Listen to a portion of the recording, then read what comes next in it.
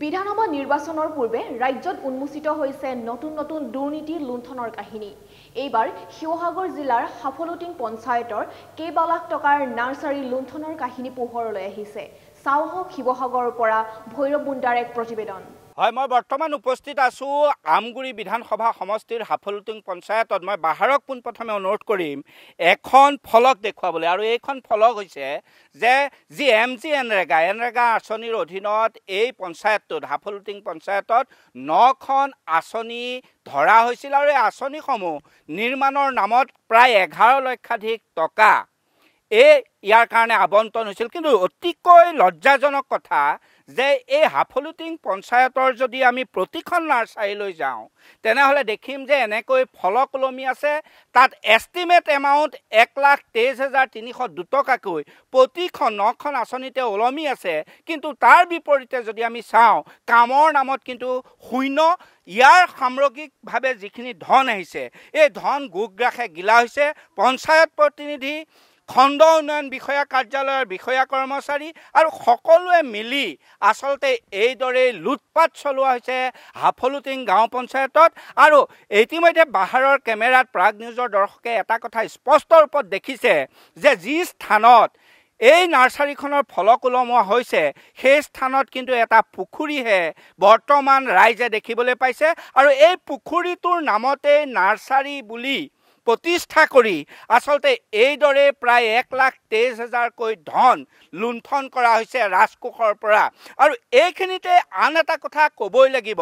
যে ইয়াক লৈ পেলাই ৰাইজৰ মাজত প্ৰতিক্ৰিয়াৰ সৃষ্টি হৈছে। বিৰোধ কৰিছে একাংশ লোকে যে এইদৰে যদি চৰকাৰী ধনৰ লুণ্ঠন হয়, জনপ্ৰতিনিধিৰ ঘনিষ্ঠ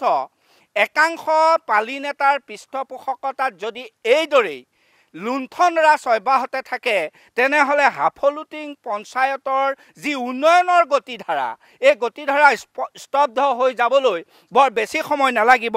আনহাতে প্ৰাগ নিউজৰ দৰ্শকক আন এটা কথা এইখিনিতে ক'বই লাগিব যে এই আঁচনিখন যিখন আঁচনি ইতিমধ্যেই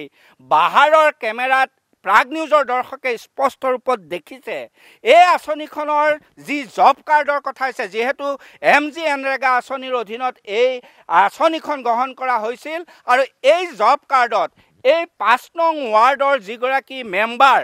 বৰ্তমানৰ যিগৰাকী হাফলুটিং পঞ্চায়তৰ সভাপতি এই পাৰুল শইকীয়াৰ চৰকাৰী কৰ্মচাৰী যিয়েও কিন্তু এই জব কাৰ্ডত কাম কৰাৰ অচিলালৈ ধন উলিয়াই নিয়াৰ অভিযোগ উত্থাপন হৈছে। কিন্তু জব কাৰ্ডৰ পইচাও ইতিমধ্যে বিতৰণ কৰা হ'ল। বৰ্তমানৰ সভাপতিৰ জীয়েক, কৰ্মচাৰী জীয়েকেও পইচা লাভ কৰিলে। বিভিন্নজনৰ একাউণ্টতো জব কাৰ্ডৰ নামত পইচা সোমাল। কিন্তু কেমেৰাত যিখন প্ৰতিচ্ছবি, যিখন কেমেৰাত প্ৰাগ নিউজৰ দৰ্শকে ছবি দেখিছে, সেই ছবিয়ে এটা কথা স্পষ্ট ৰূপত প্ৰমাণ কৰিছে যে আঁচনিৰ নামত কিদৰে আচলতে হাফলুটিং পঞ্চায়তত লুটপাট চলোৱা হৈছে, কিদৰে বিধায়কৰ ঘনিষ্ঠ একাংশ পালি নেতাৰ নিৰ্দেশত চলা এই পঞ্চায়তৰ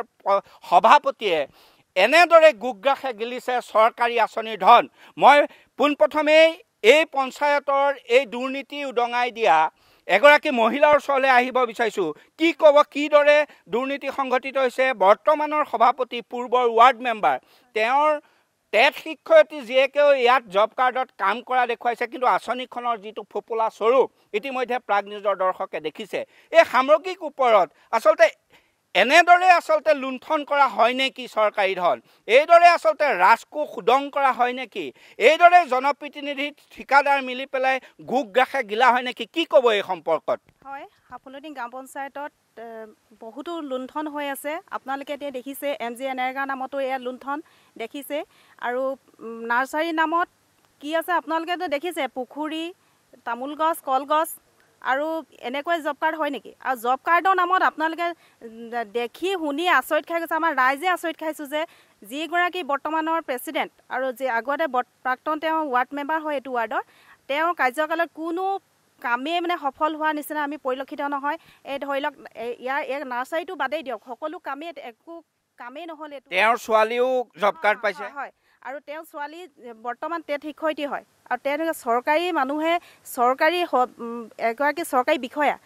বিষয়াই জানো এনেকুৱা জব কাৰ্ড কৰিব পাৰে আৰু তেওঁতো জব কাৰ্ড এই নাৰ্চাৰীখনৰ নামত তেওঁ জব কাৰ্ডৰ হোল্ডাৰ হৈ আছে মানে চৰকাৰী কৰ্মচাৰীৰ জীয়েকৰ নামতো ধন আচলতে ৰাজহুৱা ধন তেওঁ লুণ্ঠন কৰিছে হয় হয় হয় তেওঁ যি জোঁৱাই সকলোৰে নামত আছে হয় মই এই ৱাৰ্ডৰে এগৰাকী লোক আছে কি ক'ব আপোনালোকে জব কাৰ্ডৰ কাম কৰে এই যিখন আঁচনি আমি ইতিমধ্যে প্ৰাগ নিউজৰ দৰ্শকক দেখাই আছোঁ আচলতে যি আঁচনিৰ নামত ধন খোৱা হৈছে ৰাইজৰ ধন এই আঁচনিত আপোনালোকে কাম কৰিছিলে নেকি ইয়াত কাম নাই কৰা কাম আগতে কৰিছিলোঁ কিন্তু পইচা নাপাওঁ পইচাবোৰ অকল কেইটামান দালালৰ জাপত সোমায় আৰু কিবা মাতিলেও ভাবুকি দিয়ে মুখ বন্ধ ৰাখিবলৈ ভাবুকি দিয়ে কোনে ভাবুকি দিয়ে প্ৰেচিডেণ্টৰ গিৰিয়েক কি বুলি কয় তহঁতি এইবোৰ নকৰিবি আৰু পইচা সোমালে তহঁতৰ কিন্তু একাউণ্টত চেক কৰোঁ পইচা নাই সোমোৱা এতিয়া যিখন আঁচনি ইতিমধ্যে আমাৰ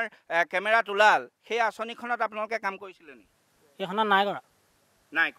ইয়াত কাম হৈছিলে নেকি কাম নাই হোৱা পুখুৰীয়ে খালি পুখুৰী কিন্তু 1,23,000টো এই আঁচনিখনৰ নামত লোৱা হৈছিল খাই পেলালে মই আন এগৰাকী ব্যক্তি আছে আপুনিও জব কাৰ্ডত কাম কৰে ইয়াত কেনেকুৱা ধৰণৰ জব কাৰ্ডৰ কাম চলি য'ত বৰ্তমানৰ প্ৰেচিডেণ্টৰ জীয়েক টেট শিক্ষয়িত্ৰীয়েও কিন্তু ইয়াত কাম কৰা দেখুৱাইছে ধন লৈ যোৱা দেখুৱাইছে কি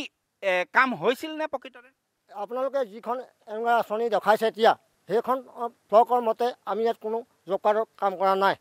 আৰু মাত্ৰ দুজনমান লোকে ব্লকখন আহি থৈ গুচি গৈছে মোৰ ঘৰৰ কাষতে আছে কিন্তু মই গম পোৱা নাই এই মাৰি যোৱা পাছতে দেখিছে এখন মাৰি থৈ গৈছে 1,83,000 টকা বেগ আৰু তেওঁলোকে তেনেকৈ পইচাটো লৈ গুচি গৈছে আমি কোনো গম নাপাওঁ এই ক্ষেত্ৰত ইয়াত জব কাৰ্ডৰ কাম হোৱা নাই হোৱা কোনে কাম কৰিছিলে ইয়াত মানুহকেইজন নাজানো 2-3জনে কৰিছে ফ্লক লগাইছে গুচি গৈছে মানুহকেইজনৰ নাম নাজানো মই সেই সময়ত ঘৰত নাই মানে ফলকখনতেই নাৰ্চাৰী হৈ গৈছে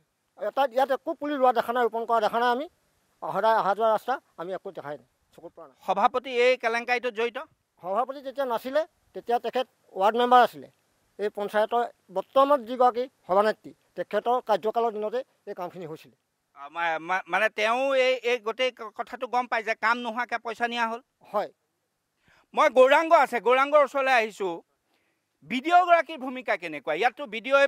এই বিষয়বিলাক পৰ্যবেক্ষণ কৰিব লাগে বিডিঅ' মানে ভূমিকাটো আপোনাৰ সন্দেহজনক আৰু ইয়াত মানে যিবিলাক কাম হৈছে আমগুৰি সমষ্টিত গোটেই কামবিলাক মানে ওপৰৰ পৰা মানে মানুহ জড়িত হৈ থকা যেন লাগে কেলৈ মানে ইয়াত PM কিষাণ আঁচনিয়ে হওক আপোনাৰ MGNREGA আঁচনি হওক চব মানে আঁচনিয়ে দুৰ্নীতি ইয়াত মানে হিতাধিকাৰী চিলেক্ট তেওঁলোকৰ মানুহে হিতাধিকাৰী চিলেক্ট কৰে ইয়াত মানে আপোনাৰ কোনোবা দুখীয়া বা শ্ৰমিক বুলি ইয়াত কোনো কথা নাই চব হিতাধিকাৰী অকল তেওঁলোকৰ মানুহে চিলেক্ট কৰে তেওঁলোকৰ মানুহে ইয়াত কাম কৰে আৰু ইয়াত গোটেই কামবিলাকে আপোনাৰ কমিশ্যন ৰাজ চলি আছে বুলি মোৰ সন্দেহ হয় এতিয়া মূল কথাটো হ'ল যে ইয়াত যদি দুৰ্নীতিৰ বিৰুদ্ধে প্ৰতিবাদ কৰা হয় আমি দুদিনমানৰ আগতে এটা পোনপটীয়া সম্প্ৰচাৰ কৰিছিলোঁ এনেকুৱা ধৰণৰ এখন নাৰ্চাৰী য'ত আচলতে পথাৰৰ মাজত জংঘলৰ মাজত নাৰ্চাৰীখন বনাই পেলাই পইচা খাই দিয়া হৈছিল তাত কিন্তু প্ৰতিবাদ কৰিলেও ইয়াত এজাহাৰ দিয়া হয় দিছে তেওঁলোকে এজাহাৰ দিছে তেওঁলোকে মানে এইটো বস্তুটো পাক চকত পেলাই আমাৰ মানে মুখ বন্ধ কৰিবলৈ তেওঁলোকে চেষ্টা কৰে ইয়াত কিন্তু যিটো কেলেংকাৰী আছে তেওঁলোকে মানে এইটো তদন্ত নকৰে কিন্তু কেলেংকাৰী তেওঁলোকে গাপ দিবলৈ তেওঁলোকে চেষ্টা কৰে মানে কেলেংকাৰীৰ বিৰুদ্ধে মতা মানুহক এজাহাৰ দিয়ে হয় তেওঁলোকে এইটোৱে কৈছে এতিয়া যুৱ ছাত্ৰ পৰিষদ তেওঁলোকৰ ভাতৃ সংগঠনে আমাৰ ওপৰত কেছ দিছে মানে এটা ক্ষুদ্ৰ পইণ্ট উলিয়াই তেওঁলোকে এইটো মানে পুৰা কেছ দিছে আমাৰ ওপৰত কিন্তু ইয়াত কিছু কেলেংকাৰী হয় তেওঁলোকে ইয়াত তদন্ত ঘোষণা কৰিব লাগে কিন্তু তেওঁলোকে তদন্ত ঘোষণা নকৰিলে ইয়াত সম্পূৰ্ণ কেলেংকাৰীত সকলো পক্ষ জড়িত হৈ আছে বুলি মই ভাবোঁ বিডিঅ' আছে নিশ্চয় বিডিঅ' থাকিলে কাৰণ বিডিঅ'হে ইয়াত বিল পাছ কৰিছে আৰু ইয়াত জেই আছে আপোনাৰ GS আছে ইয়াত সকলো পক্ষ জড়িত হৈ মানে মিলিজুলি ইয়াত মানে গোটেই এইবিলাক কামবিলাক কৰিছে তেওঁলোকে হয় ইতিমধ্যে প্ৰাগ নিউজৰ দৰ্শকক এটা কথা ক'বই লাগে ইতিমধ্যে এগৰাকী ব্যক্তিয়ে অভিযোগ উত্থাপন কৰিছে যে পঞ্চায়তৰ যি সভানেত্ৰীক যদি কোৱা হয় যে ইয়াত দুৰ্নীতি হৈছে অনিয়ম হৈছে ৰাজকোষৰ ধনৰ অপব্যয় হৈছে আৰু সেই সময়ত কিন্তু পঞ্চায়তৰ যিগৰাকী সভানেত্ৰী হওক বা পঞ্চায়ত সভানেত্ৰীৰ স্বামীয়ে হওক ভাবুকি দিয়া বুলি স্পষ্টৰূপে প্ৰাগ নিউজৰ কেমেৰাৰ সন্মুখতে কিন্তু এগৰাকী ব্যক্তিয়ে অভিযোগ উত্থাপন কৰিছে অভিযোগ উত্থাপিত হৈছে যে দুৰ্নীতিৰ বিৰুদ্ধে যদি কোনোবাই মাত মাতে তেনেহ'লে তেওঁক এজাহাৰ দি মুখ বন্ধ কৰিবলৈ যত্ন কৰা হয় কিন্তু এইদৰে যদি ৰাজকোষৰ ধন বিষয়া কৰ্মচাৰী ঠিকাদাৰ সকলোৱে মিলি গুগৰাকে গিলে তাৰ পিছতো যদি শূন্য সহনশীলতাৰ কথা কোৱা সৰ্বানন্দ সোণোৱাল নেতৃত্বাধীন যিখন বিজেপি চৰকাৰ এই চৰকাৰখনে যদি কোনো ধৰণৰ ব্যৱস্থা নলয় তেনেহ'লে এটা কথা গম পোৱা যাব যে পৰিৱৰ্তনৰ শ্লোগান লৈ পেলাই যিখন চৰকাৰ অসমত আহিছিল সেই চৰকাৰখনৰ পৰিৱৰ্তন নামৰ শব্দটো কেৱল যে ৰাজনৈতিক ধাপ্পাবাজি আছিল ৰাজনৈতিক কাৰণতহে ব্যৱহাৰ হৈছিল প্ৰকৃতাৰ্থ দুৰ্নীতিৰ বিৰুদ্ধে তেওঁলোক সহনশীল এই কথাটো স্পষ্ট হ'ব কিন্তু মূল কথাটো হ'ল যদি এইদৰে ৰাজকোষৰ ধন অপব্যয় হয় যদি এইদৰে ৰাজকোষৰ ধনৰ লুণ্ঠন হয় তেনেহ'লে পঞ্চায়তে যিবিলাক জনহিতকৰ বা জনতাৰ ভালৰ কাৰণে আঁচনি ধৰা হৈছে এই আঁচনিবিলাক যে বুমেৰাঙত পৰিণত হ'ব এইদৰেই যে হাফলুটিং পঞ্চায়তৰ দৰেই যে কেৱল ঠিকাদাৰৰ পেট আৰু জেপ গধুৰ হ'ব এয়া কিন্তু স্পষ্ট হয়